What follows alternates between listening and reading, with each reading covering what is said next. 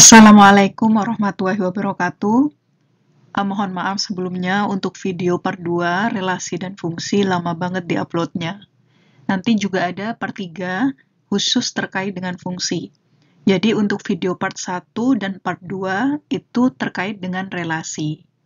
Nah, jadi di part 2 ini saya akan membahas tentang relasi inversi, kemudian bagaimana mengkombinasikan relasi, dan apa hubungan relasi dengan bidang ilmu computer science.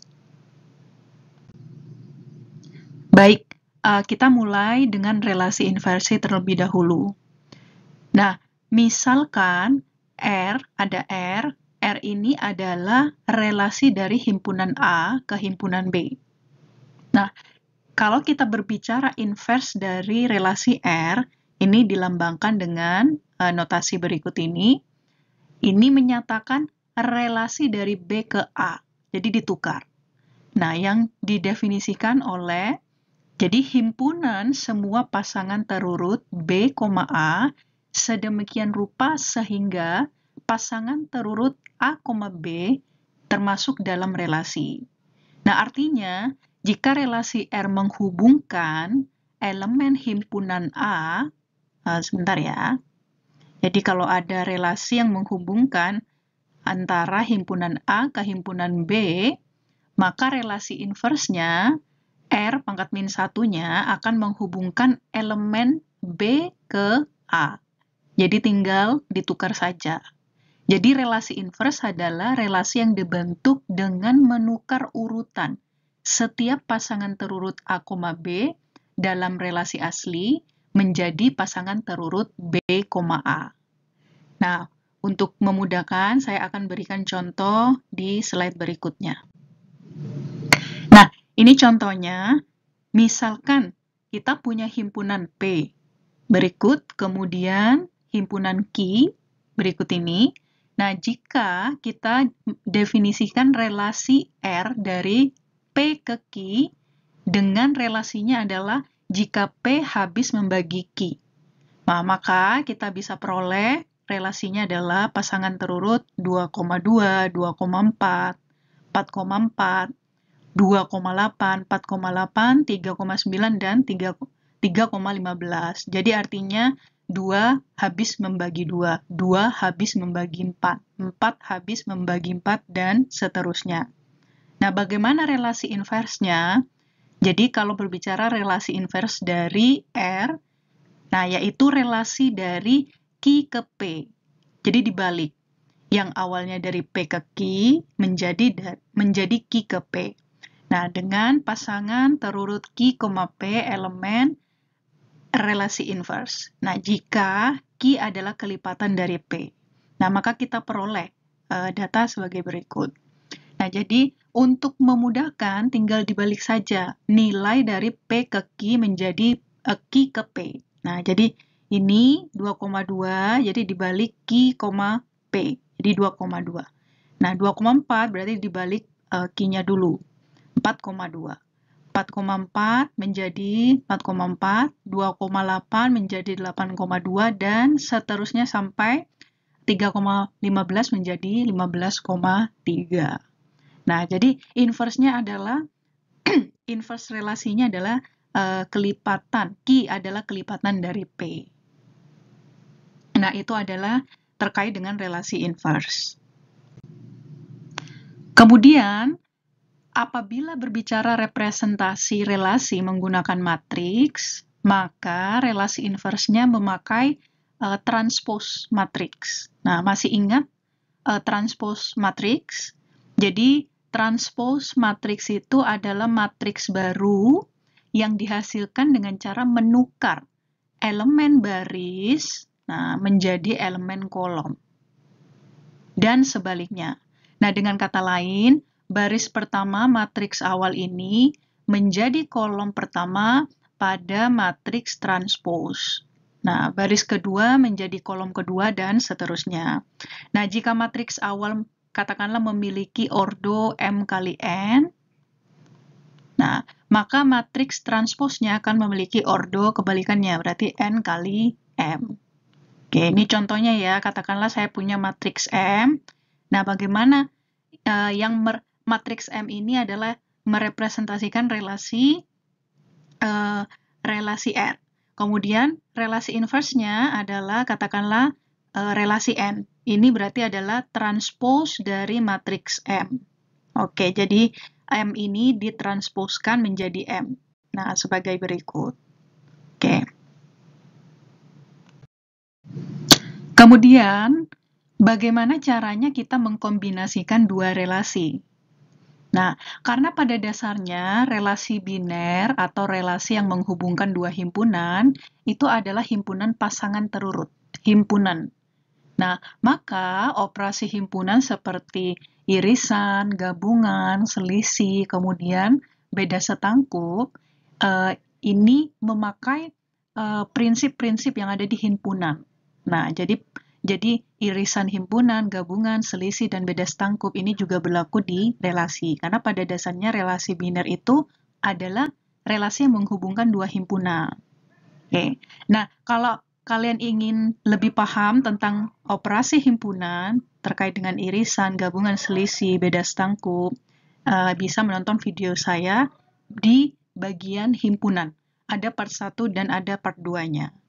Oke. Jadi, jika R1 dan R2 masing-masing adalah relasi dari himpunan A ke himpunan B, maka relasi irisan atau relasi gabungannya atau selisih relasi atau beda setangkup juga adalah relasi dari A ke B. Nah, ini memakai prinsip operasi himpunan nantinya. Contohnya bagaimana? Sebagai berikut. Oke. Ini misalkan saya punya himpunan A yang beranggotakan A, B, C, dan himpunan B yang beranggotakan A, B, C, D. Katakanlah saya punya relasi R1, nah, dan relasi R2. Nah, relasi R1 katakanlah anggotanya adalah berikut ini. Kemudian relasi 2 berikut ini. Nah, kita sekarang akan menggabungkan, kemudian melakukan operasi selisih, beda setangkup, dan juga irisan. Nah, bagaimana? Nah, kita memakai prinsip operasi pada himpunan. Katakanlah contohnya yang pertama, terkait dengan irisan relasi R1 diiris dengan R2. Apa hasilnya? Nah, kita lihat anggota yang memiliki anggota yang sama di R1 dan R2 apa? Nah, berarti tinggal kita cek yang sama mana. Berarti A1, A, A dan A, A di sini. Nah, berarti irisannya adalah A, A. Kemudian bagaimana gabungan dari dua relasi? Nah, kita tinggal menuliskan semua anggotanya tanpa ada anggota yang ditulis berulang kali. Nah, berarti tinggal dijabarkan semua. Berarti A, B, B, C, C. A, A-nya tidak usah ditulis kembali. Kemudian A, B, A, C, dan A, D. Oke. Jadi, memakai prinsip gabungan dua himpunan. Kemudian bagaimana kalau operasi selisih? Nah, kalau selisih berarti tinggal dikurangi irisannya. Katakanlah R1 selisih R2. Relasi 1 yang mana? A, B, B, dan C, C. Nah, berarti dikurangi irisannya. Irisannya adalah A, A. Ya, berarti tinggal B, B, kemudian C, C. Nah, kemudian bagaimana kalau R2 selisih R1?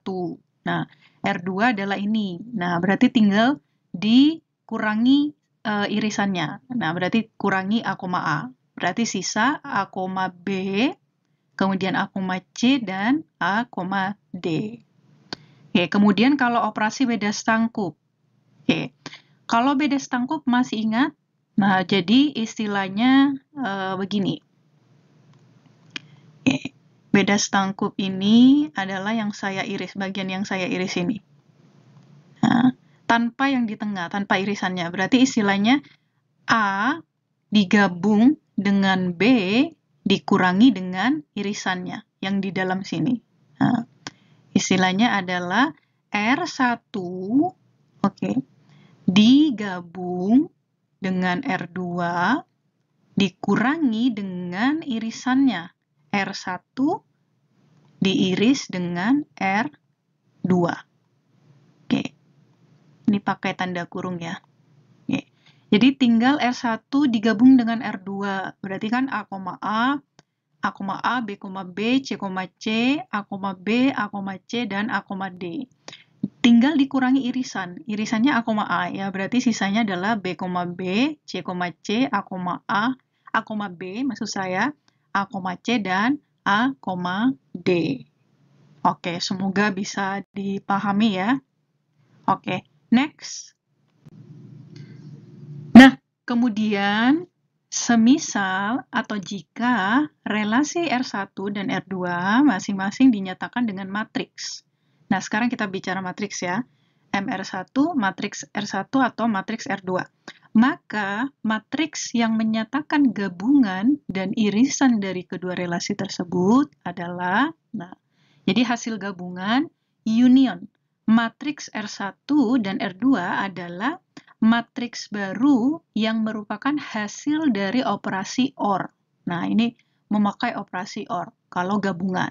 Nah, kalau irisan, nah hasil dari irisan matriks R1 dan R2 adalah matriks baru yang merupakan hasil dari operasi irisan. Nah, operasi irisan antara matriks R1 dan R2. Oke, kita lihat contohnya ya.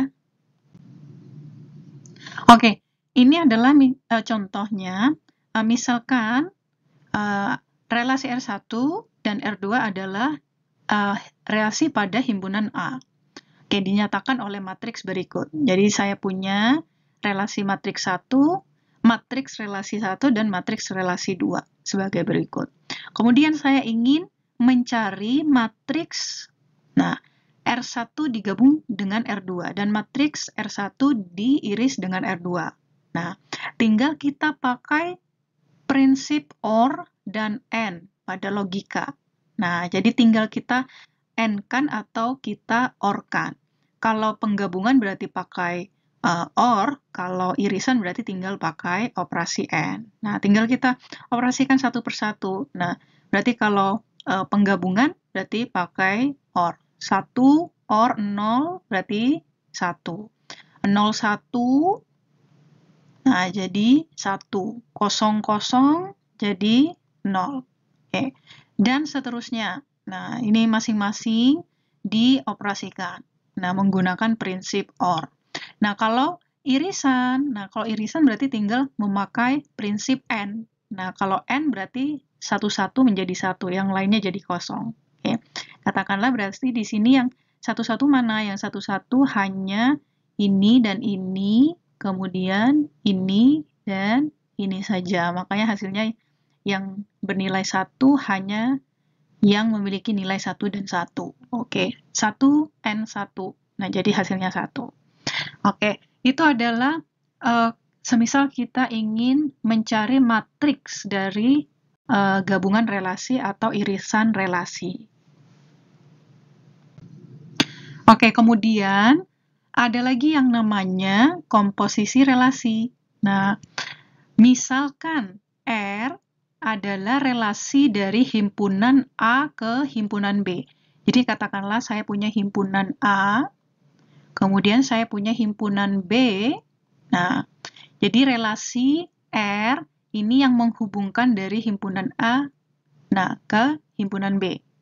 Ini relasi R. Relasi R. Nah, kemudian ada lagi S. S ini adalah relasi dari himpunan B ke himpunan C. Jadi saya punya himpunan lagi yang namanya himpunan C. Kemudian relasinya dari B ke C adalah S. Nah, komposisi R dan S itu dinyatakan dengan notasi berikut ini. Ini adalah relasi dari A ke C. Jadi istilahnya kalau ada relasi dari A ke B, kemudian dari B ke C, maka komposisi relasinya kita tarik dari A ke C. Nah, seperti itu. Oke, saya berikan contohnya ya, agar bisa dipahami. Oke, ini adalah contohnya. Misalkan saya punya 3 himpunan, seperti yang saya jelaskan tadi, ada himpunan A, himpunan B, dan himpunan C. Kita ingin melihat komposisi, nah, relasi. Ini katakanlah relasinya dari A ke B, relasi R, dan B ke C adalah relasi S. Nah, komposisi dari R ke S hasilnya apa? Oke, kita lihat. Oke, kita lihat dari R. Nah, kita lihat anggotanya dulu. Nah, satu persatu. Katakanlah 1,2. Oke, 1 ke 2. Kemudian, bagaimana S-nya B ke C? Nah, kita lihat 1, 2. Dari 2 kemana? Dari 2 ke U. Oke, dari 2 ke U. Nah, berarti bisa kita tarik hasilnya adalah 1U. Nah, makanya komposisi relasinya menjadi 1,U. Kemudian, semuanya kita cek. Ada 1,6. 1,6, berarti 1 ke 6. Nah, dari 6 kemana? Nah, dari 6, di sini ternyata ada 6 ke T. Nah, 6 ke T. Makanya menjadi 1T. Nah, 1, T. Oke. Kemudian ada 2,4. 2 ke 4. Kemudian setelah itu dari 4 kemana? Nah, ternyata dari 4 ada 4 ke S dan 4 ke T. Dari 4 ke S berarti menjadi 2, S. Oke. Kemudian 4 ke T. 4 ke T berarti menjadi 2, T. Oke. Kemudian ada 3,4. Nah, 3,4. Oke. Dari 3,4 ternyata 4 ada ke S dan ada, nah ini ada 4 ke S dan ada 4 ke T. Nah, berarti 3 ke 4, kemudian 4 ke S. Berarti dapat kita tarik 3, S. Oke. Ini kurang ya di sini ya. Saya tambahkan di sini 3, S. Oke. Nah, kemudian dari 3,4 ada 4, T. Nah, 3 ke 4, kemudian 4 ke T. Berarti bisa kita tarik 3, T. Oke. Kemudian ada 3,6. Nah, 3 ke 6. Dari 6 kemana? Dari 6 ke T. Nyata. 6 ke T. Berarti 3, T. Nah, sudah ada di sini. Oke, habis itu terakhir 3,8. 3 ke 8. Dari 8 ke U. Berarti kita bisa tarik 3, U. Oke, ada di bawah ya, di sini ya hasilnya. Oke, berarti komposisi relasi R dan S adalah, nah, berikut ini. Oke. Oke, kemudian selanjutnya ada relasi n-ary atau relasi biner. Nah, relasi biner ini adalah relasi yang hanya menghubungkan antara dua buah himpunan. Nah, relasi secara umum menghubungkan lebih dari dua buah himpunan. Nah, jadi istilahnya jika n-nya 2, maka relasinya dinamakan relasi biner, karena B sama dengan 2. Oke, relasi n-ary ini mempunyai terapan yang penting di dalam basis data. Nanti akan saya jelaskan di slide berikutnya ya. Jadi relasi biner sebenarnya adalah hubungan antara dua himpunan yang secara formal didefinisikan sebagai subhimpunan dari produk Cartesius. Nah, produk Cartesius kedua himpunan tersebut. Jadi misalkan saya punya A1, A2, A3 sampai dengan AN, ini adalah himpunan, maka relasi n-ary R pada himpunan-himpunan tersebut adalah sebenarnya himpunan bagian dari produk Cartesius dari A1, A2, sampai AN. Atau istilahnya bisa kita notasikan berikut ini. Jadi, R elemen dari A1, nah produk Cartesius A2 sampai dengan AN. Nah, jadi himpunan A1 sampai AN disebut daerah asal relasi dan N-nya disebut sebagai derajat. Nah, konsep relasi biner ini digunakan secara luas dalam berbagai bidang, termasuk dalam bidang ilmu komputer. Nah, konsep relasi biner ini membentuk dasar dari basis data relasional. Nah, misalkan ya, saya punya himpunan NIM, himpunan nama mahasiswa, himpunan matkul, dan himpunan nilai. Nah, maka relasi mahasiswa yang terdiri dari 4 tuple, nah, sebagai berikut ya, katakanlah relasinya saya namakan relasi mahasiswa. Nah, jadi istilahnya produk kartesius dari relasi NIM, nama, matkul, dan nilai. Nah, mahasiswa ini istilahnya adalah elemen dari produk kartesius NIM, nama, matkul, dan nilai. Jadi semua himpunan pasangan terurut yang mungkin dibentuk dari 4 himpunan ini. Oke. Nah, di mana tiap pasangan memiliki elemen pertama dari himpunan NIM, elemen keduanya dari himpunan nama, elemen ketiganya dari himpunan matkul, dan elemen keempatnya dari himpunan nilai. Oke. Nah, ini adalah salah satu contoh relasi yang bernama mahasiswa tadi ya. Nah, jadi istilahnya adalah hubungan antara himpunan NIM, himpunan nama, himpunan mahasiswa, dan himpunan mata kuliah maksud saya, dan himpunan nilai. Oke. Nah, sebenarnya relasi tadi, nah itu juga bisa dituliskan dalam bentuk tabel berikut ini. Nah, jadi ini adalah hubungannya. Hubungannya antara relasi dengan ilmu computer science, khususnya nanti di bidang relational database. Nah, jadi tabel dan relasi adalah istilah yang sering digunakan bergantian dalam konteks basis data relasional.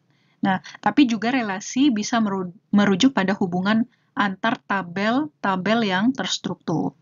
Jadi istilahnya relasi adalah sekumpulan baris atau tuple yang memiliki atribut yang sama.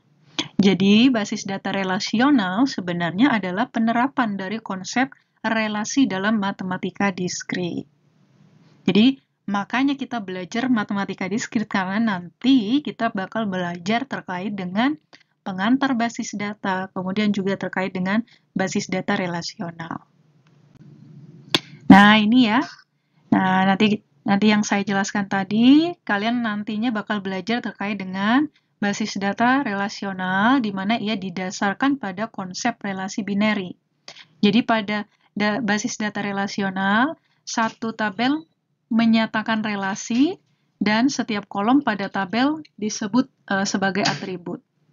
Nah, daerah asal dari atribut adalah himpunan tempat semua anggota atribut tersebut berada. Oke. Jadi juga setiap tabel pada basis data diimplementasikan secara fisik sebagai sebuah file, kemudian satu baris data pada tabel menyatakan record, dan setiap atribut menyatakan sebuah field. Jadi secara fisik, basis data adalah kumpulan dari file, sedangkan file adalah kumpulan dari record, dan setiap record terdiri atas sejumlah field. Nah, kemudian nanti juga kita belajar terkait dengan kunci atau key. Ini atribut khusus pada tabel yang mengidentifikasikan secara unik elemen relasi. Dan nantinya kita juga akan belajar terkait dengan operasi-operasi query. Ini perintah-perintah yang bisa kita terapkan terhadap basis data untuk istilahnya bertanya dan menghasilkan result. Nah, contohnya misal kita ingin tahu semua mahasiswa yang mengambil mata kuliah matematika diskrit. Nah, kemudian bagaimana menampilkan daftar nilai mahasiswa dengan NIM sekian. Kemudian bagaimana menampilkan daftar mahasiswa yang terdiri atas NIM dan mata kuliah yang diambil. Nah, jadi istilahnya query terhadap basis data relasional dapat dinyatakan secara abstrak dengan operasi pada relasi binary. Nanti juga akan ada operasi-operasi lainnya seperti seleksi, proyeksi, dan join. Oke, baik, itu saja untuk part 2, nanti part 3-nya ada terkait dengan fungsi. Oke, terima kasih, sampai jumpa di video selanjutnya. Wassalamualaikum warahmatullahi wabarakatuh.